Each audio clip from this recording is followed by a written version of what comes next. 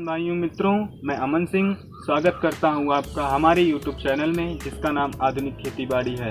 तो दोस्तों, अभी तक आपने देखा कि हमने धान की नर्सरी डाली, फिर ढैंचे द्वारा हरी खाद बनाई और धान की रोपाई की। तो आज के इस वीडियो में हम आपको बताएंगे स्प्रेयर यानी छिड़कने वाले यंत्र के बारे में, जो कृषि के लिए एक बहुत ही महत्वपूर्ण यंत्र है। तो चलिए शुरू करते हैं। जैसा कि आप स्क्रीन पर देख सकते हैं, यह है स्प्रेयर, जिससे फसलों को हानिकारक कीटों, हानिकारक रोगों एवं व्याधियों से बचाने के लिए विभिन्न प्रकार के कवकनाशी तथा कीटनाशी एवं खरपतवारनाशी खाद आदि रसायनों व उर्वरकों को छिड़कने के प्रयोग में लाया जाता है। ये यंत्र रसायनों के द्रव रूप को छोटी छोटी बूंदों के रूप में छिड़कने के लिए प्रयोग किया जाता है। स्प्रेयर के मुख्य रूप से निम्नलिखित अंग होते हैं: पहला नोजल, दूसरा टंकी, तीसरा पंप, चौथा बिलोडक, पांचवां शक्ति स्रोत, छठवां दाब प्रमापी, सातवां वाल्व, आठवां चलनी, नौवां वायु कक्ष, 10वां होज।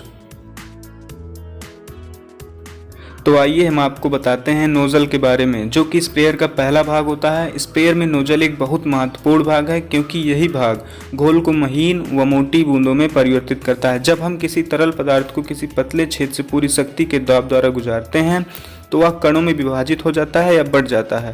कणों का आकार कितना बनता है यह इस बात पर निर्भर करता है कि दबाव कितना था और छिद्र कितना बड़ा था।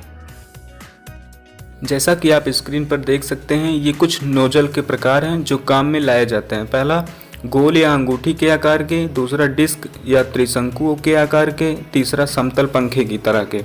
तो दोस्तों, हम आपको बता दें कि पहला व दूसरे प्रकार का नोजल यानी गोल या अंगूठी के आकार का एवं डिस्क या त्रिशंकु के आकार का नोजल कीटनाशक व कवकनाशक का छिड़काव करने के लिए प्रयोग में लाया जाता है, तथा तीसरी या समतल पंखे की तरह का नोजल खरपतवार नष्ट करने के लिए खरपतवारनाशी रसायनों के छिड़काव के प्रयोग में लाया जाता है।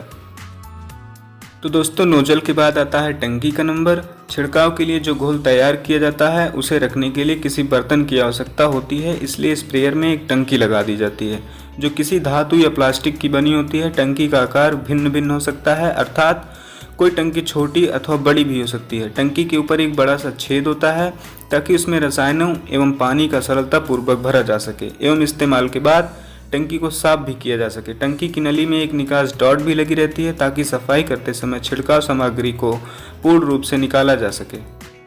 तो दोस्तों, टंकी के बाद नंबर आता है पंप का। तो जैसा कि आप स्क्रीन पर देख सकते हैं कि घोल के निकलने के लिए स्प्रेयर में एक पंप भी लगा रहता है जो कि छिड़काव के समय दाब उत्पन्न कर सके। पंप स्प्रेयर का बहुत ही महत्वपूर्ण एवं महंगा अंग होता है। तो दोस्तों, पंप के बाद आता है बिलोडक। जैसा कि हम जानते हैं, टंकी में छिड़काव सामग्री हमेशा घोल के रूप में नहीं रह पाती। इन सामग्रियों में निलंबशील चूड़ यानी WP, इमल्सन यानी EC तथा चूड़ व धूलि आदि पदार्थ सम्मिलित होते हैं, इसलिए इनका टंकी में एक निश्चित बिलोडन होना आवश्यक है। तो दोस्तों, अब बारी आती है शक्ति स्रोत की। जैसा कि हम जानते हैं, स्प्रेयर चलाने के लिए शक्ति यानी पावर की आवश्यकता होती है। छोटी स्प्रेयरों को चलाने के लिए मानवीय शक्ति का प्रयोग किया जाता है। पंप की बड़ी मशीनों को चलाने के लिए शक्ति किसी ट्रैक्टर अथवा इंजन से दी जाती है। तो दोस्तों, जैसा कि आप स्क्रीन पर देख सकते हैं, यह है दाब प्रमापी यानी प्रेशर गेज।